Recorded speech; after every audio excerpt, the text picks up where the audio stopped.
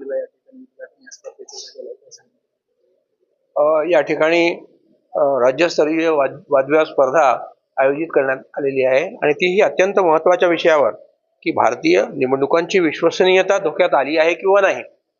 तर भारतीय लोकशाही ही जी आहे ती खरोखर इथल्या सांस्कृतिक जीवनातून अनाधिकारापासून निर्माण झालेली आहे. लोकशाहीवरचं प्रेम, श्रद्धा हा भारतीयांच्या जीवनाचा एक मूलभूत अशा प्रकारचा भाग आहे आणि या वादविवाद स्पर्धेच्या निमित्तानं आमची तरुण लोक जे आहेत की भारतीय लोकशाही याबद्दल फार गंभीरपणानं विचार करण्यात त्यांना यामुळे प्रेरणा मिळालेली आहे आणि मला असं वाटतं की भारतीय लोकशाही जगातली सर्वात मोठी अशी ही लोकशाही आहे. त्या लोकशाहीचा म्हणजे उद्घोष आणि त्याचा प्रचार आणि प्रसार आज भारताकडूनच अधिक मोठ्या प्रमाणात सगळं जगात झालेला आहे आणि आपली आर्थिक परिस्थिती जगातल्या अनेक देशापेक्षा कमी असली तरी सुद्धा माझी अशी खात्री आहे की भारतीय लोकशाही जगात सर्वत्र टिकवण्याचं काम भारत देश करेल, भारत देशातले तरुण करतील. या ठिकाणी बसलेले आणि जे तरुण विचारवंत लोक आहेत त्यांच्या मनामध्ये सुद्धा ही मोठी प्रेरणा आहे.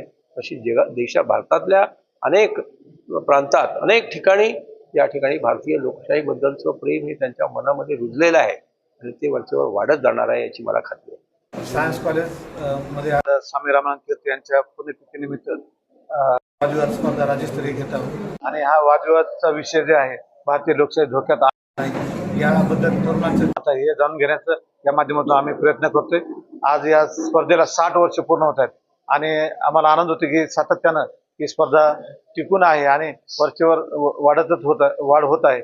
स्पर्धक सुद्धा चांगल्या पद्धतीनं सहभागी होत आहेत संघ, त्याबद्दल त्यांचे मनपूर्वक धन्यवाद व्यक्त करतो. सगळ्या महाविद्यालयाने ज्याच्यात पार्टिसिपेट करायला भाग पाडलं त्यांना शुभेच्छा देतो आणि थांबतो. स्पर्धा घेण्याची आपली संकल्पना वगैरे आहे? स्वामी रामानंद तीर्थ खरं तर ह्या संस्थेला आज 75 वर्ष पूर्ण झालेले आहेत.